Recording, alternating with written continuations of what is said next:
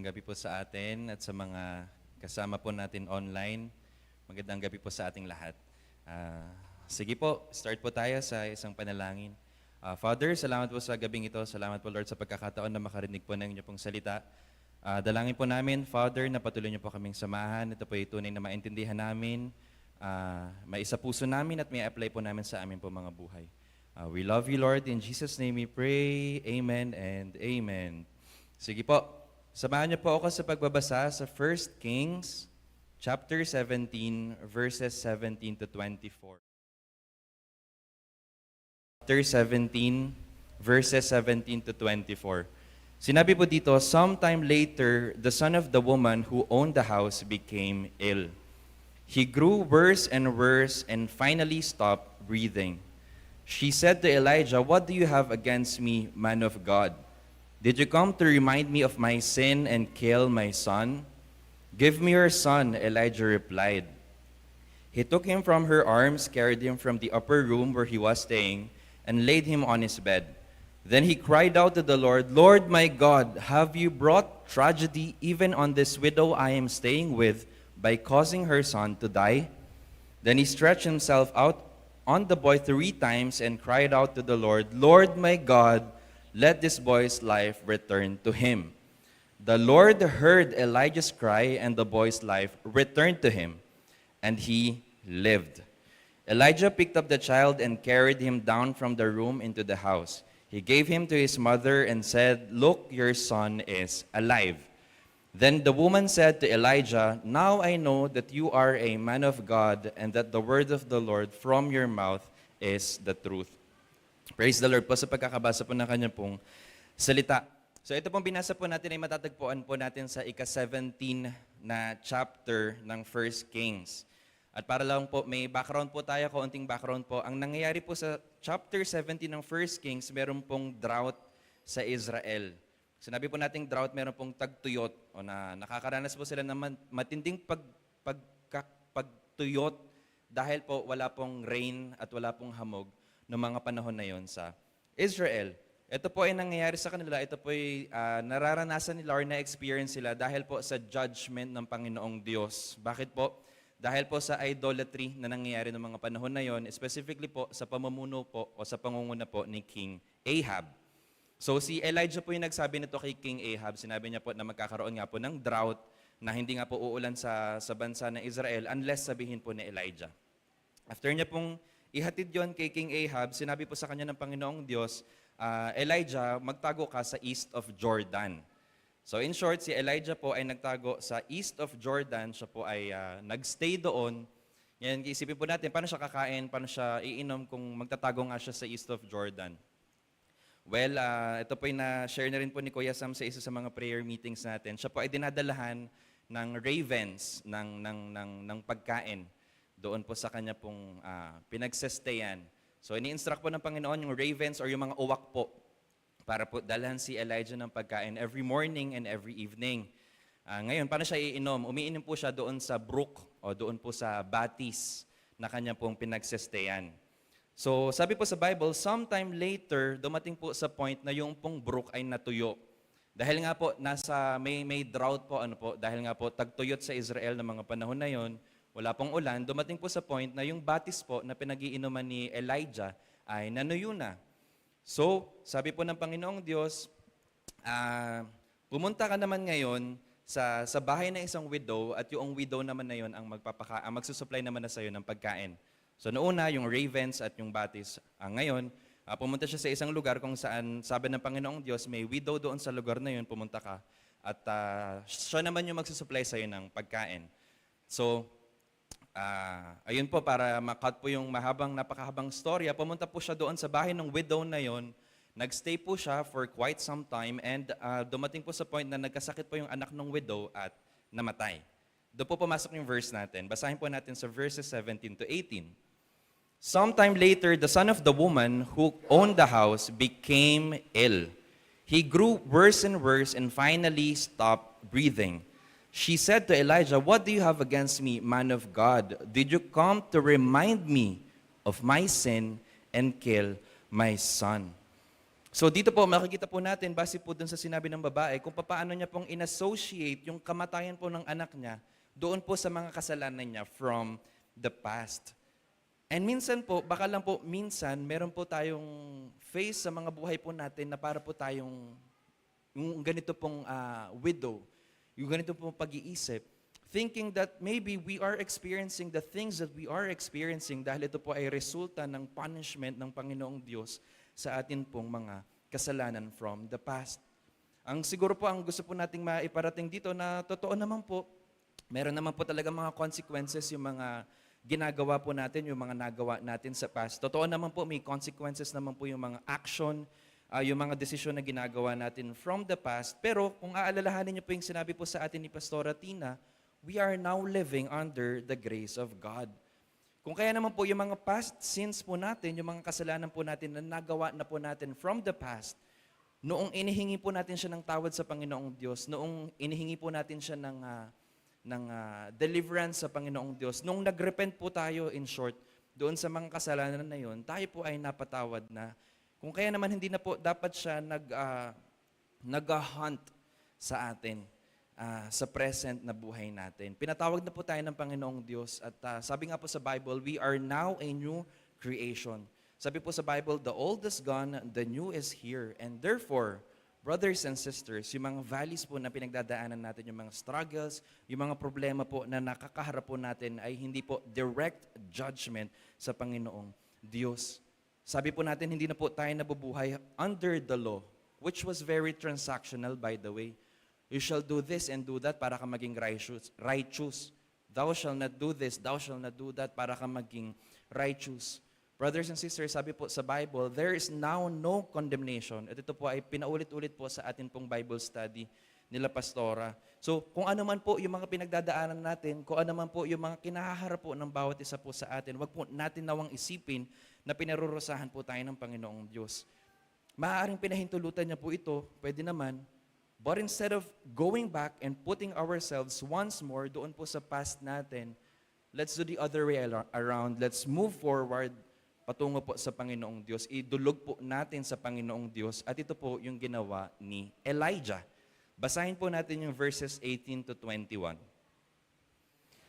She said to Elijah, "What do you have against me, man of God? Did you come to remind me of my sin and kill my son?" "Give me your son," Elijah replied. He took him from her arms, carried him to the upper room where he was staying, and laid him on his bed.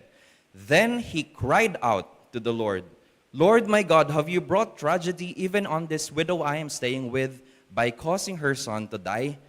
Then he stretched himself out on the boy 3 times and cried out to the Lord, "Lord my God, let this boy's life return to him." So pansinin po natin yung response po ni Elijah. Pansinin po natin yung unang ginawa ni Elijah. Pumunta po siya directly sa Panginoong Diyos. He went directly to God. At kung titignan ko po ito, the way I see it, parang masasabi ko pong tunay na bagamat hindi po siya sure, hindi po siya sure kung bakit po ito nangyari. Hindi po siya maaring 100% sure, hindi niya po 100% alam bakit po pinahintulutan ito ng Panginoong Diyos. Kasi po, sabi po sa verse 20 sa Tagalog, basahin po natin, "Yahweh, aking Diyos, ito ba ang inyong igaganti sa babaeng nagmamagandang loob sa akin?" Kung babasahin po natin siya ng sunod-sunod po, masasabi po natin na sometimes po, hindi ko po alam kung mag-a-agree po kayo, sometimes po, may mga ganito po tayong uri ng sitwasyon Sometimes po, we end up in this kind of situation kung saan meron po tayong mga bagay na hindi po naiintindihan. May mga bagay po na we don't understand why we are experiencing the things that we are experiencing. Minsan po, may mga pagkakataon na napapatanong po tayo sa Panginoong Diyos, "Lord, bakit ko ba ito pinagdadaanan? Lord, bakit niyo po ba pinahintulutan ito? O kaya naman, ang tagal-tagal na, Lord, bakit pinagpe-pray ko pa rin itong bagay na ito? Lord, naririnig niyo ba ako?" And brothers and sisters, I too don't have all the answers. Ako rin po ay nakaka-experience ng mga bagay na hindi po ako sure bakit po ito pinahintulutan ng Panginoong Diyos sa akin pong buhay. But one thing's for sure, at ito po kasi ay sinasabi rin sa Bible, sinabi po that all things work together for the good of those who love Him and are called according to His purpose. Kung malala niyo po, na-explain na po ito sa atin ng ating pong Pastor Michelle. All things, mabuti man po o hindi mabuti, ay kayang gamitin po ng Panginoong Diyos para po sa ating good. At ito po ay para ma-mold tayo to become more and more like Jesus Christ. Lahat po ng pinagdadaanan natin ay kaya pong gamitin ng Panginoong Diyos for our good. And again, that is for us to be made more and more like the image of Christ. Ngayon, hindi po natin sinasabi na dapat po wala na po tayong nararamdaman. Hindi po natin sinasabi na dapat po magpakamanhid na lang tayo. Total, lahat naman pala ng pinagdadaanan natin ay magagamit naman pala ng Panginoong Diyos for our good. Hindi po ganon. But, ang sinasabi po natin, instead of being overwhelmed by our problems, by our struggles, o doon po sa mga valleys na kinalalagyan po natin, ay nawa, isurrender po natin sa Panginoong Diyos. Idulog po natin sa Panginoong Diyos. Kasi ito po, yung dapat. At ito rin po yung ginawa ni Elijah. Sige po, basahin po ulit natin yung 20 to 21. Then he cried out to the Lord, Lord my God, have you brought tragedy even on this widow I am staying with by causing her son to die? Then he stretched himself out on the boy 3 times and cried out to the Lord, Lord my God, let this boy's life return to him. And brothers and sisters, again, the way I see it, Elijah might not have fully understood as to why God allowed it, as to why God allowed the boy to die. But one thing I know, Elijah is sure of the power and the goodness of God. He is sure of how powerful and how good God is. Idinalog niya po sa Diyos yung bata. Ang sabi po sa verse 21 sa Tagalog po, Ate Cars, Yahweh, aking Diyos, hinihiling ko pong muli ninyong buhayin ang batang ito. Napaka-bold po na prayer, napaka-bold po na panalangin po ni Elijah. Gayon na lamang po yung pananampalataya ni Elijah na hiniling niya po, ibalik niyo po yung buhay ng batang ito. He knew how powerful God is. He knew how good God is. He knew that God is the author of life. He knew that God gives life. Hindi po siya mananalangin ng ganito kung hindi niya po ito alam. Hindi po siya mananalangin ng ganito kung hindi po siya naniniwala doon po sa kapangyarihan at sa kabutihan ng Panginoong Diyos. At alam niyo po kung ano pa po yung mas nakaka-special po. Alam niyo po kung ano po yung mas paano siya naging mas extra special. Remember, ito pong record na ito sa Bible ay ang unang record po ng resurrection. Unang tala po ito sa Biblia ng resurrection. In short, maaaring wala pa pong ganong nangyari noong mga panahon na yun sa time ni Elijah. In short, even when nothing like that had happened before, here is Elijah being bold, being confident in prayer and in the power of God, prayed for the life of the boy. Wala po siyang pinaggayahan eh.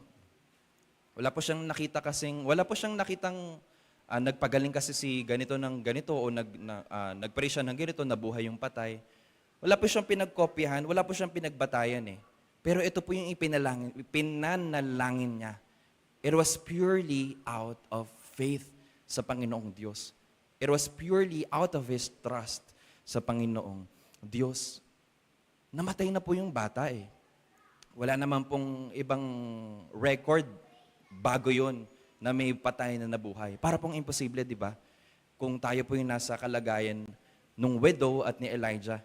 At sa buhay po natin, minsan po, baka rin po may mga pagkakataon sa buhay natin na feeling din po natin na wala na rin pong pag-asa eh. Napakahalaga po na nabasa natin ito kasi minsan po may mga points sa buhay natin na feeling natin wala nang pag-asa. Feeling natin imposible na. Imposible na yan. Hindi na gagaling yan, etc., etc. But brothers and sisters, tonight, God is reminding us of the importance and the power of prayer. Sabi po natin kanina, maaaring nagdadaan po tayo sa mga situation kung saan hindi po natin sure kung bakit po natin ito pinagdadaanan. Maaaring po dumadaan po tayo sa mga pagkakataon kung saan we are uncertain as to why God allowed it. Hindi ko man din po alam kung bakit.